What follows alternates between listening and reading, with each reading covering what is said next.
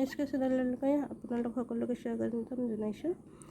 আজি মই হনুমানৰ বিষয়ে ক'বলৈ ওলাইছোঁ। বৰ্তমান যুগত হনুমানৰ সাধনাই হৈছে তৎক্ষণাৎ ফল দিব পৰা সাধনা। সেইকাৰণে হনুমানক জনগণৰ দেৱতা বুলিও কোৱা হয়। তেখেতৰ পূজা অৰ্চনা কৰাত অতিকৈ সহজ আৰু হনুমান মন্দিৰ ঠায়ে ঠায়ে বনোৱাও আছে। মানৱ জীৱনত ডাঙৰ ডাঙৰ দুখ বিপদ ভয় এইবিলাক আহিলে অকল হনুমানৰ নাম ল'লেই তাৰ পৰা মুক্ত পাব পাৰে। হনুমানৰ সাধনাৰ বাবে কিছুমান নিয়ম নীতিও আছে, যিটো শাস্ত্ৰত লিখি থোৱা আছে। তো এইবিলাক হৈছে হনুমানৰ পূজাৰ বাবে চাফ চিকুণতা জৰুৰী। 2 নম্বৰতে হনুমানক সদায় তিল তেলত মিলোৱা সেন্দুৰহে লেপন দিব লাগে। হনুমানক কেশৰৰ লগত মিলোৱা ৰঙা চন্দন লগাব পাৰিলে ভাল আৰু পুৱাৰ ভাগত কৰিলে গুড় আৰু নাৰিকলৰ লাড়ুও অৰ্পণ কৰিব লাগে।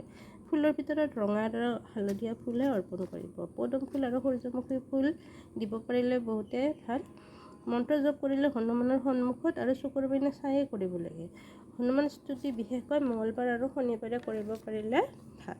হনুমান সাধনা কৰিলে গ্ৰহ অনুকূল হয়। গ্ৰহগতি কেতিয়াবা বেয়া থাকিলে তেতিয়া হনুমানৰ পূজা কৰিলে সাধনা কৰিলে সেইবিলাকৰ পৰা মুক্ত পাব পাৰে। সূৰ্য আৰু হনুমান এটা আন্তঃস্বৰূপ, সেয়েহে হনুমানক আৰাধনা কৰা জাতকৰ গাত সূৰ্য তত্ত্ব আহি যায়।